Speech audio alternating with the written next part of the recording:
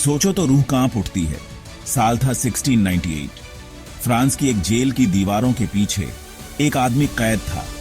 उसका चेहरा हमेशा के लिए छुपा हुआ, लोहे का एक नकाब, ठंडा और सख्त। ये मिस्ट्रीमय शख्स कौन था? लोहे के पीछे उसके साथ कौन से राज दफन हो गए? यह है आयरन मास्क वाले आदमी की कहानी। वक्त के साथ फुसफुसाई गई एक कहानी, रहस्य में डूबी हुई।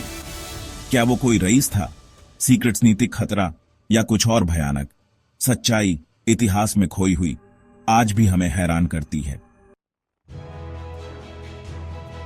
इस कहानी को समझने के लिए हम लुई 14वें सूर्य सीक्रेट्सा के दरबार में जाते हैं।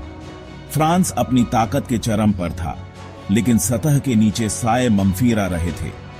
वर्साय की आलीशान दीवारों के भीतर साजिश और रहस्य फैल रहे थे। लुई के शासनकाल के दौरान ही मास्कपोश कैदी बैस्टिल जेल में आया था। उसकी पहचान एक गुप्त मिस्ट्री। बहुत कम लोग उसके अस्तित्व के बारे में जानते थे।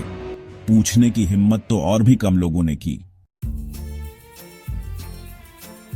कैदी को लेकर चुप्पी ने अटकलों को और हवा दी। यह दुनिया से छुपा हुआ शख्स कौन था? अफवाहें जंगल की आग की तरह फैल गईं। कुछ ने फुसफुसाते हुए कहा कि वह एक उच्च पद का अधिकारी था जो अपमानित हो गया था। दूसरों ने दावा किया कि वह एक खतरनाक क्रांतिकारी था। सबसे इंट्रीगिंग अटकल कि नकाब के पीछे का आदमी शाही खून का था। क्या वह सूर्य सीक्रेट्सा के सिंहासन के लिए खतरा हो सकता है? सच्चाई हमेशा की तरह मायावी आज भी बहस का विषय बनी हुई है। एक प्रचलित थ्योरी बताती है कि कैदी लुई 14वें का जुड़वां भाई था। इस बारे में सोचकर ही रूह कांप उठती है। सत्ता संघर्ष को रोकने के लिए छुपाया गया एक ऐसा राज जो सीक्रेट शाही को हिला सकता है।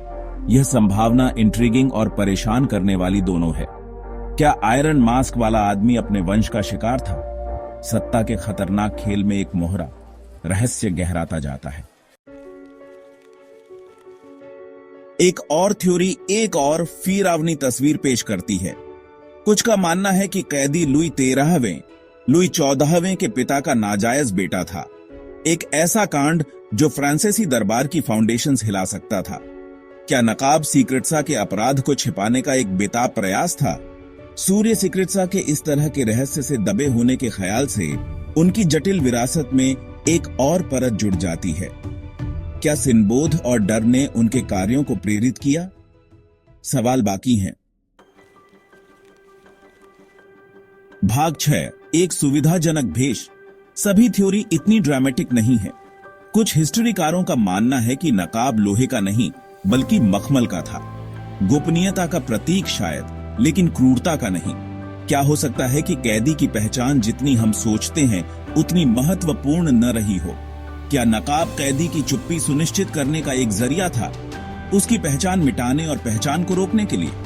यह संभावना भले ही कम सनसनीखेज हो, लेकिन इसे नजरअंदाज नहीं किया जा सकता है।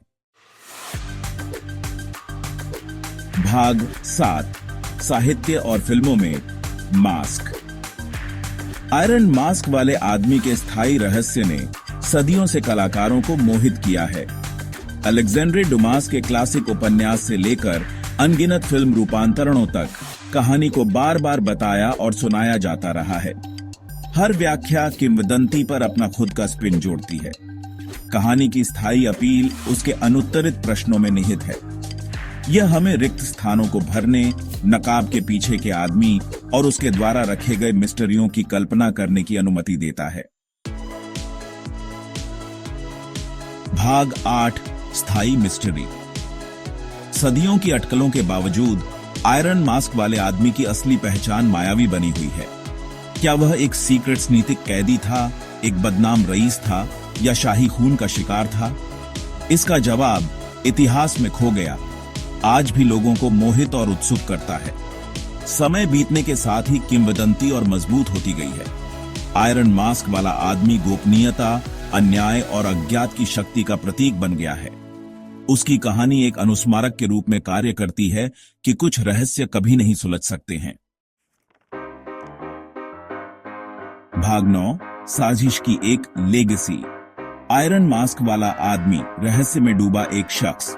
उसकी कहानी इतिहास, अटकलों और कल्पना से बुनी गई एक टेपेस्ट्री। जबकि उसकी असली पहचान हमेशा के लिए अज्ञात रह सकती है, उसकी विरासत लोगों को मोहित और प्रेरित करती रहती है।